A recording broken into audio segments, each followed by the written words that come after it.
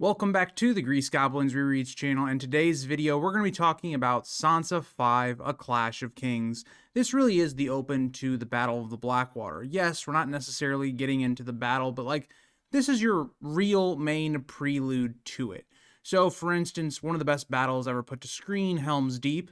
What is done so well about that battle is how it's kind of built up to. The tension rises as each minute on screen goes by. And when you finally get to the battle, that tension is boiling as you see both armies prepare for battle. That's kind of the same idea here with Sansa, where Sansa isn't necessarily somebody that's going to be in the middle of the battle, but she's building the tension within the city. The city is full of fear, and everyone is contemplating what's about to happen, the men who are about to die. And so when you have all that going on, I think George masterfully starts the battle here instead of just going into Davos. If we just went into Davos's last chapter and just started the battle that way, it would kind of feel weird because we just get back to King's Landing and the battle has already started. Our last two chapters were not involved in the King's Landing plot, and so George needed to really, I think, introduce the battle and build up the heights and the tension before just diving straight into it. And so that's what Sansa 5 starts us at. And I had thought about doing the entire Battle of the Blackwater sequence as one video, but if it had been any other time of the year, I probably would have considered it. But given this is where I get very busy in terms of content, especially in December, it just didn't make any sense. So through the next month, we're going to get through most of the Battle of the Blackwater. I don't think we're going to get through all of it. We're going to get through most of it, and then we'll finish out probably the book early in next year. But let's start off in page 611 in Sansa 5. The Sept has been full of song all morning as the first sighting of Stannis' fleet sent the Septons and Septas into prayer. Before, we'd only seen maybe the vanguard of Stannis' army, but the thing is, Stannis' army couldn't cross. They couldn't actually attack the city. So, yes, it was a lingering presence of fear and dread for the people of King's Landing. The arrival of Stannis' fleet is now where the battle will begin. And so many of them are now looking for any type of solace. Some people turn to religion in times like this.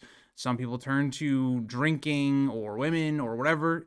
Just know people are trying to cope with what is about to happen, the possibility of all of their lives being changed, and maybe even their own death, as many of these people remember the last sack of King's Landing during King Aerys' reign.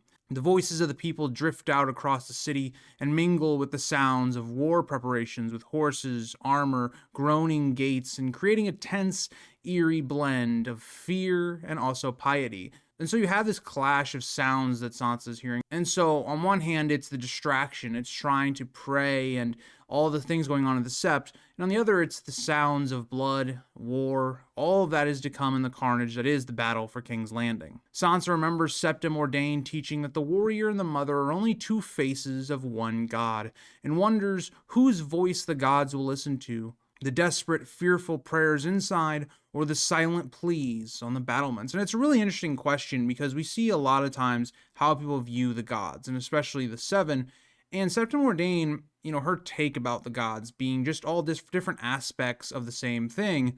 It's interesting because it's kind of like how the Faceless Men look at it. It's very different, though, in terms of the way the Faceless Men look at gods and the upper powers than, say, Septim Ordain did, but it's kind of similar. But it also does bring up that question that's so, I think, interesting to look at, especially with history, where religion played a huge, huge purpose in terms of things like war.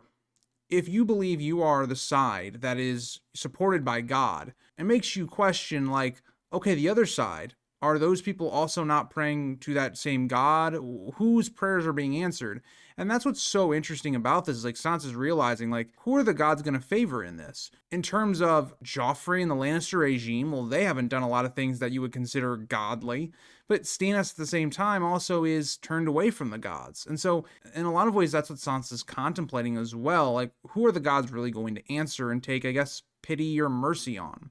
Joffrey appears in full showy armor, boy and horse both decked out in gilded mail and crimson plate with golden lions, all glitter and pretense. Sansa really picks up that this armor is really meant to show off how rich and powerful Joffrey is, whereas in reality, it doesn't look like he's much of a man. He doesn't look like he has much substance. It's really to inspire the men around him, but he isn't like a soldier, and Sansa can pick up on that. She notes that the armor is bright and shiny, but beneath it, it's hollow. That Joffrey is a like not great person, more or less. I didn't phrase that the most eloquently, but the idea that Joffrey is not a good king, he's not a good person at heart, any of that stuff. And it's so interesting because as Sansa sees that in Joffrey, she turns to Tyrion, who Tyrion's dressed much more plainly. It seems much more, like he realizes he's going to war, that this isn't all for a show. And Tyrion, you've also got to remember, people don't like Tyrion because of who he is, the perception of him.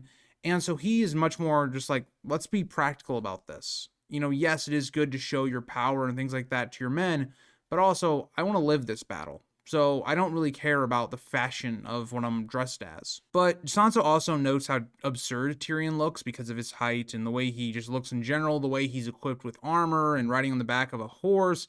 It seems really absurd, but even that, Sansa sees his massive battle axe slung beneath his shield and takes him a little bit more serious. As Sir Mandon Moore stands watchful at Tyrion's side, Tyrion notices Sansa and asks why she isn't with the other noblewoman in Maegor's Holdfast, sheltered from the battle, as Cersei has invited all of the noble ladies to basically stay there until the battle is over to try and protect them. But there's not really a lot of protecting if the city does fall. Sansa replies that she was summoned by Joffrey to see him off, and that afterward she means to go pray in the Sept. As we get into page 612, Tyrion kind of uneasily responds to this. And Tyrion is one of those people that he says almost whatever's on his mind. Like, if you're Tyrion, your response probably shouldn't be, wondering who she's actually praying for in terms of maybe she wants the Lannisters to die. You usually wouldn't say that. Like, that's something that's like, okay, yeah, you think that. Like, think about you everyday life. There are things that you think about whenever you're talking to somebody, or somebody's lying to you, or somebody has alternative reasons for what they're saying to you. You don't just call them out for it or say stuff like that usually. Tyrion is just, I think it's nervousness. He's on the edge of battle, and he knows that Sansa has no reason to really be wanting them to win. But Tyrion uneasily then tells her that this day may change everything and that he should have sent her with Tommen. Still, she'll be safe enough in Maegor so long as... But at this, he is interrupted by Joffrey. And Tyrion, in a lot of ways, kind of feels like he overlooked Sansa's role, because if she is to die during the sack of King's Landing, it will really probably sell the end of Jaime's life. And so even if Tyrion loses this battle, he doesn't want his brother to die because of that. And I think it makes a lot of sense that Tyrion should have sent Sansa away at this point. But at the same time, if you're Tyrion, you're dealing with all these other things. You're not necessarily thinking about Sansa. And that even goes back to Sansa's last chapter, where Sansa felt like she was relatively invisible because of all the other things going on, the battle preparations, that people didn't really care about her all that much. And that's kind of shown here in this chapter. So I thought that was a nice little tying into her last chapter as well. But at this, Sansa then goes to Joffrey as Sansa notes that he calls her like a dog. Tyrion says his grace has need of you and will talk after the battle if the gods permit. You can see that doubt that's in Tyrion's mind, that he knows he's done the best he can, but will it all work out? She threads through gold cloaks to Joffrey as he beckons her closer and says, "It will be battle soon, everyone says." And she only answers saying, "May the gods have mercy on all of us." And Joffrey really is playing this battle as it's some game, kind of a similar way to how Renly is described by Catelyn. But Joffrey even more so. He's very boyish. This is a battle. People are going to die. Your subjects are going to die. You may even die. But he doesn't really have any concern because he thinks it's just this game that he can't lose.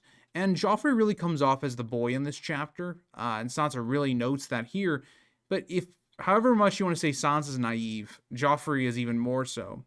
Joffrey then boasts that my uncle's the one who will need mercy, but I won't give him any, and draws his sword. The pommel is a ruby cut like a heart between a lion's jaws, with 3 deep fullers, his new blade, Heart Eater. And it is kind of clever, just the idea that the heart kind of represents, Stannis. That's what's on his banner now with R'hllor, and Joffrey and the Lannisters are going to be the ones that's going to take out Stannis' heart, more or less. It is kind of clever. I'll give George that. It's really clever, with an unclever character in Joffrey. So I just wanted to point that out. I thought that was funny.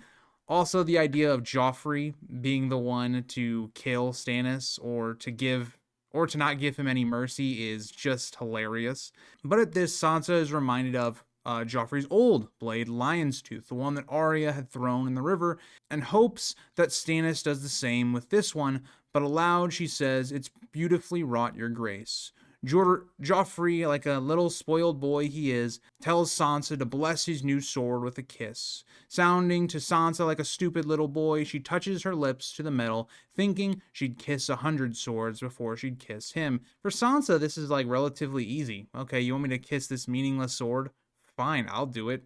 Don't really care. The amount of things that Sansa has been put through, something like a little bit of humiliation, which I wouldn't even say this really is that much of humiliation, is something that Sansa's gonna eat and go, okay, as long as this gets me out of this conversation as quickly as possible, I'm cool about it. But this seemed to please Joffrey as he sheaths the blade and says that she'll kiss it again when I return and taste my uncle's blood. Yeah, if Stannis is killed by Joffrey, some craziness has got to be going on. And Sansa even thinks the only way this is going to happen is if somebody kills Stannis for him. 3 Kingsguard ride with Joffrey and Tommen today. Sir Meryn Trant, Sir Mandon Moore, and Sir Osmond Kettleblack, as Sansa asks, will you lead your knights into battle? And this is a very interesting question, because Sansa's trying to figure out, like, is Joffrey going to actually be in any true danger, or is he going to be, kept in the back, away from all the danger? And she's also going to try to manipulate him as well. Sansa does some really good, I'd say, maneuvers here. Joffrey answers that I would, but my uncle, the imp, says my uncle Stannis will never cross the river. I'll command the 3 whores, though. I'm going to see to the traitors myself. His plump, pink lips pout, once endearing to Sansa, now sickening. Joffrey just has that, like, I don't know, pouty face. Jack Gleeson, not an insult to him at all, but plays this perfectly in the show. It's exactly how I imagine Joffrey. Now, Joffrey has a very different look, I'd say, in the books than the show, but same idea. And it's interesting because I do think that I've even seen this in my own life with, like, just girls I've been friends with, or women. For some reason, they like these, like, pretty boys that have pouty faces. That's a very weird tangent I just went on there, but I don't know why. This is a thing in real life too. So if you're a woman, if you're a girl, why do some of you women like that? I really don't understand it, but that's a whole different conversation. But Sansa then, maybe with this newfound courage or whatnot, tells Joffrey that her brother Robb always goes where the fighting is thickest, though he's older than Joffrey and a man grown. Sansa's basically calling Joffrey, yeah, you're still a boy. You're not actually a man. I mean, my brother, Robb is so, like, much better than you because he actually goes and fights. She's basically trying to bait Joffrey into being arrogant enough to go fighting in the middle of the battle, and because we know he's not a good fighter, to then die. So Sansa is very clever here in trying to get Joffrey killed. Joffrey then frowns at this, obviously upset by it a bit, and says that once he deals with Stannis, that he'll deal with Robb as well. He tells Sansa that he'll gut him with his sword, and she will see. At this, he wheels his horse toward the gate, and Sir Meryn and Sir Osmond take his flanks. Gold cloaks follow, 4 abreast, with Tyrion and Sir Mandon bringing up the rear, as they will depart for the battle, and we will not see them really again until Tyrion's next chapter. As we get into page 613, there is a stillness and almost like a silence outside of, the noises she's hearing with war and the singing and all of that kind of stuff. But now the yard is still. There's nobody here, whereas it seemed like there had been chaos in the hours before. Now it seems like the hush before the storm. Again, it really reminds me a lot of Helm's Deep and Lord of the Rings. It's very similar. There's even a storm that does happen before you get to the actual battle. So I think George does a really nice job of the way he builds into the Battle of the Blackwater. At this, though, Sansa then begins to hear the hymns that are happening and heads towards the Sept. A few stable boys and a guard followed her, and others fell in behind as she walked. The Sept was packed tighter than she had ever seen, and blazed with colored light in the tall crystal windows. Hundreds of candles glowed like stars. Every altar of the 7 had worshippers, the mother and the warrior most of all, but even the stranger had a few candles flickering beneath its grim, half-human face, as though Stannis himself were the stranger come to judge them. And in a lot of ways, Stannis is kind of like that. Stannis is coming to the city to, kill a lot of the people here. He's coming to take over the city. Many of their lives will be impacted. He's also representing a religion that is different than your own. He, in a lot of ways, is represented as the stranger coming to the city to bring death. But you do see, like, all these different people, instead of just sitting at home and just contemplating, just waiting for the battle to happen, many people want to distract themselves, give them any chance of just getting away from that. And even if you're not a religious person, During when this battle happens, you're looking to anything to help, and so going to religion will be something that a lot of people will go to. But Sansa then lit a candle for each of the 7 and then found a seat on a bench between an old washerwoman with tough, calloused hands and a small boy no older than Rickon. She held each of their hands, grateful for the human contact. Feeling any type of comfort is always a nice sign for Sansa in very stressful times. It's also interesting that she points to the idea that this small boy, who is no older than Rickon, especially when you get the idea that we know Theon has killed an innocent child to show as Rickon. It's always interesting the way George kind of subtly nods to some of the other things happening in different plots. So one of the reasons I love the first 3 books so much is because the first 3 books really play off of each other in little moments like this, and they always feel very interconnected, to where I don't really feel that way about the last 2 books as much. The heavy incense and the heat of so many bodies made the air thick and dizzying, scented with sweat and crystalline. When the singing rose, Sansa joined in, as her mother had taught her the hymn long ago. The hymn was mainly for praying for mercy and peace, and across the city thousands more were crammed in the great Sept of Baelor on Visenya's hill. I'll say this, the fact that they put like the biggest religious symbol on Visenya's hill, this is outrageous to Visenya. Like her son basically brought about the destruction of the faith. I've always found that to be kind of a hilarious nod to some of the Targaryen past. Sansa, along with everyone else, would sing the hymns that she knew and tried to follow along to the ones she didn't, singing alongside soldiers, wives, old servants, wet nurses, squires, boys, cooks, really everybody that wasn't fighting. All of King's Landing's highborn and low. This is one of those events that brings people together as you're hoping beyond hope for safety for the people you care about and also, well, yourself and your livelihood. She prayed for mercy, but not only for the city, but for those she loved. And she prayed even for the dead and the living, and it's interesting that she starts with Bran and Rickon, especially knowing that we just got the news that they are allegedly dead. She prayed for other family members like Robb, Arya, and even Jon Snow far away on the wall. As we get into page 614, she continues praying for her mother and her father, for the Tullys, for Jane Pull, for Robert Baratheon, Septim Ordain, Sir Dantos, Jory Cassel, Maester Luwin, all the knights and soldiers who would die that day, and the women and children who would mourn them. She also prays for Tyrion, and even the Hound, asking the mother to gentle the rage inside him, remembering that he saved her. Sansa is in a mood where she's trying to pray for everyone. She wants everyone to be safe and for these people to not be affected, and I think it's a really nice nod for George to not just say that Sansa's praying for the soldiers, but she's also praying for the people that are going to lose loved ones. And I think that's a really important part of this, because it's not just the horrors of war and what it does to the people directly in that battle or war who lose their lives, will lose limbs, lose whatever. It's also the idea of losing the person that provides for a family, or that, is a father to children. It's really difficult in the society of Westeros because women do not have that big of a role in terms of the workforce, in terms of making a living outside of doing like prostitution. Whereas, the men are usually the people in these kind of societies that provide, whether that's being a soldier in the city watch, whether that's being a carpenter, whether that's being a blacksmith, whatever. Most of the time, a family is going to be provided by the man. And so losing that person in war could destroy your entire family for obvious reasons. But when the Septon begins praying for Joffrey as the true and noble king, Sansa rises and pushes her way out. Her time of praying is over, and she's obviously not going to pray for her abuser. Outside the Sept, she pauses and listens. Behind the hymns, she can hear the distant sounds of battle, war horns, catapults, pitch fires, scorpions firing, and the screams of dying men, the very early signs of the battle beginning. And it's also really interesting the way that George does this, because in Sansa as a POV, she's a character that in a lot of ways is blinded by the songs. And it's really reflected in this chapter as well, as Sansa is singing all these hymns.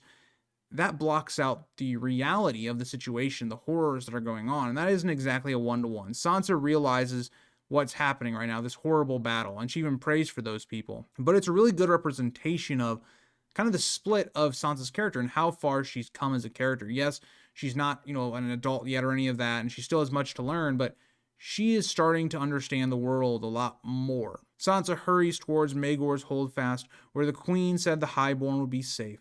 At the foot of the drawbridge, though, she finds Lady Tanda with her daughters Felice and Lawless. Lawless panics and refuses to cross, clinging to her maid and sobbing, "I don't want to." And what I think is interesting is you have another moment where I think a lot of people hate Sansa for a lot of these things that she's kind of thinking in her head. Sansa is thinking, how can I avoid this situation? I don't want to have to mess with Lady Tanda and all this other stuff. Avoid this and get to Maegor's Holdfast. And yes, that's not a great thing. Like, Sansa's trying to avoid these people, all that kind of stuff. But I really relate to Sansa. I am somebody that I'm not really confrontational. I am somebody that will kind of avoid things if there is stuff like this happening around me. That isn't to say like I won't, if there's a problem, I won't deal with it. But like, if I was going to choose between, this kind of confrontation or interacting with these people that are having this very like awkward situation, I would tend to choose to like just not be involved with that situation. So I do relate to Sansa here in a lot of ways. But Lady Tanda is embarrassed and explains Lawless has not been well to Sansa, while the maid looks as if she wishes she could push her mistress into the moat.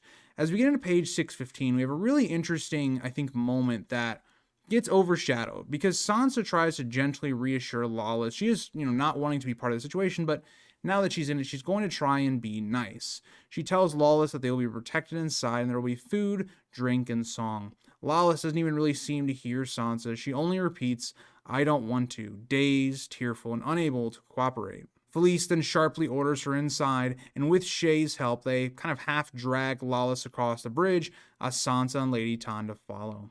Lady Tanda quietly says her daughter has been sick, while Sansa thinks to herself that the sickness, I guess, is her pregnancy after the riot, if you could call that a sickness at all. Now, I'll say this. George is hinting at something much deeper, and Sansa doesn't really understand this. She's kind of too young, even though she's gone through some of this as well. Lawless is going through much more than just being pregnant. She's going through trauma, depression, a lot of different mental disorders that she's going through at this point because of her experiences. You can totally understand why, and so I honestly think that what George was trying to do by just this quick remark, which I find to be fascinating, is kind of look at the idea that back, even 30 years, right? 30 years from now, like back in the 90s, the 80s, the 70s, mental illness was looked upon very badly. I mean, mental illness was something that was said to just get over it. Like that would be the prescription for mental illness. Now that we've come so far as a society, we're kind of understanding of what mental illness is, and it's not that simple. And I think that is what George is painting here, is that especially in medieval times, something like mental illness would just be completely shirked off. If you were having those kind of issues, you would be laughed at or being told that you are being stupid or irrational, any of that kind of stuff. I think this was George's nice little way of kind of showing that. But at this, Sansa notes the Lannister guards at the entrance are clearly only sellswords dressed in red cloaks, and another man lazily sits at the stairs, proves this queen's security is mostly for show. These men are just to show that Cersei has some sort of power and like to not do something stupid because she does have men here, but they're also not good fighting men. They're not trustworthy. Inside the queen's ballroom, Sansa takes in the lavish room, silver mirrors, wood paneling, heavy velvet drapes sealing out all light and sound, and music floating down from the gallery. It seems like this peaceful, rich place, in terms of this whole battle going on, is very much to hide these people against that. In a lot of ways, it's kind of a reflection of who Sansa was, especially at the beginning of the story, where she was sheltered from a lot of the realities of the world. Nearly every noblewoman in King's Landing is already present, along with a scattering of old men and boys, all the ones left behind while their men fight outside the walls. The mood is heavy and fearful, as many know their husbands, fathers, and sons are likely dying at that very moment. And that's the hard part of it is, as a woman in this society, you're not fighting in the battles or the war, any of that stuff. And both come with their horrible things. Like, yes, war is terrible. Being a man and fighting in that war is awful. But for a woman, it's almost as bad. I don't want to say it's as bad, but like, it's still bad. The way we think about, say, Brienne with Catelyn. Brienne notes to Catelyn that sitting on the edge of a battle and not being a part of it and being able to do nothing is terrible. She would rather be fighting. The same can kind of be applied here. If you're a mother of a son in this battle, there's nothing you can do. You literally have to just sit here and just hope that nothing happens to your son or that the battle goes good for your side. There's nothing you can do. You're completely helpless. And I hate that feeling as much as I think a lot of people do. That's kind of the opposite side of this that you see. As the king's betrothed, Sansa approaches the place of honor beside Cersei, but she is shocked to see that in the shadows she spots Sir Ilyn Payne standing motionless, holding ice, her father's sword pointing down before him. His pock-scarred face turns toward her, and Sansa is shaken by his presence. And Sansa is very confused as to why he would be here at all. She asks one of the Kettleblacks that very question, and he kind of just tells Sansa that Cersei thinks that she might need him before the night is over. And that's very clearly, yes, if there's treason, if there's people trying to break in or whatever, they're going to need him. But for Sansa, this is very odd, because Sansa doesn't understand that idea of what even happens during a sack as we get into page 616. At this, the royal steward announces the entrance of Cersei, Queen Regent and Protector of the Realm, and all the ladies rise. Cersei entered dressed in pure white linen with gold satin lining, diamonds and emeralds at her throat, and her hair flowing loose in thick yellow curls, giving her an almost innocent, maidenly look. And this is totally what Cersei is going for. Cersei knows that if Tyrion cannot hold the river, cannot hold King's Landing, Cersei has one last protection and ditch effort that she can do. She can try to play the innocent. She can try to dress up to look very innocent. And it's really great because George always does this with Cersei's appearances. Cersei uses her looks, uses her dresses, her appearances to manipulate. And so this is Cersei's last ditch effort to really manipulate Stannis, which is not going to work because Stannis is Stannis, but it's Cersei's like last protection. She bids everyone be seated as she takes her place on the dais as Osfryd Kettleblack pulls out her chair while a page assists Sansa. Cersei immediately remarks that Sansa looks pale and pointedly asks if her red flower is still blooming. And for Sansa, that yes, she is still on her period, but it's also the fearfulness of what's going to happen. As Sansa answers yes, Cersei dryly notes that the men will bleed outside while Sansa bleeds in here, a cruel and mocking contrast between signaling for the meal to begin. And it's really weird that this is what you're going to say. Like, yeah, Sansa is going to be dealing with her own health issues, but it's not really anything compared to what's going on out there in the battle with really the thousands of men that are going to die, the stuff that's going to happen with the wildfire. It's a crazy comparison, but it is interesting as the women will have to do their roles of just trying to hope their men are fine and being helpless. Sansa suddenly blurts out a question about why Sir Ilyn Payne is present with her father's sword. Cersei replies coldly that he is there to deal with treason and to defend them if the doors fall, reminding Sansa he was once a knight. She gestures towards the barred hall doors and tells Sansa she may be grateful for Sir Ilyn when the axes come crashing down. And this is something that Sansa doesn't really understand. Why would Cersei need Sir Ilyn Payne? Doesn't she have her own guards that will protect them? But Sansa also privately wishes that instead of Ilyn, it was the Hound.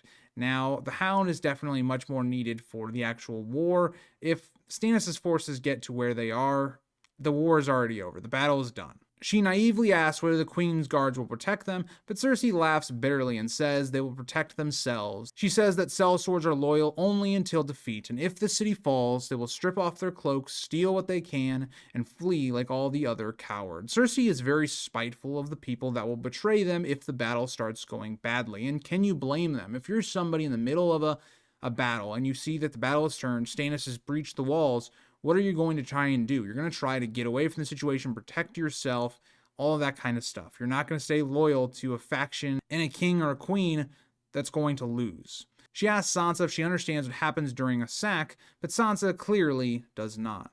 Sansa tries to insist that true knights would never harm women and children, but her words sound hollow even to herself. And even Sansa realizes that she may want to believe that knights are good and things that are going to happen would never happen, like sexual assault and robbery, all this other stuff.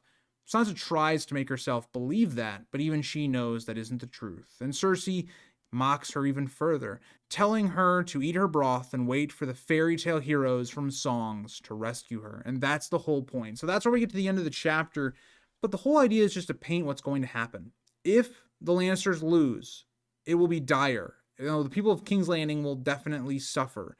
And it's building all the tension for the coming battle and building up really the stakes. This is either going to be the death of the Lannister faction or will be the death of Stannis' campaign. And it's really great because we've kind of spent so much time with both of these factions throughout the book, especially the Lannister faction. Now, we spent a good amount with Stannis as well through Crescent and Davos and Catelyn, but it's all come to a head here. This will change the rest of the story. The Battle of the Blackwater is one of the most influential events of the entire story, and we're about to get into that with the next chapter being Davos' last one, where we start the Battle of the Blackwater. And I think Sansa 5 is probably up there as her best chapter just because of what it does. It's probably her most important chapter up to where we are right now in the story. And I think it handles the themes and the issues that George wants to focus on really, really well. And so I'm excited to really get into the Battle of Blackwater. I've been hinting at it for really months now as we've drawn a lot closer, and we're getting very close to the end of this book. I know in my version of the book, which is very similar to my Storm of Swords one, it's just Clash of Kings, of course. It looks very similar to this in terms of size. We only have about 100 pages left, which is really sad to me because Clash is my favorite book, and we're kind of winding down on it. But I hope you guys all enjoyed. I'll see you guys all in the next one, but bye, guys.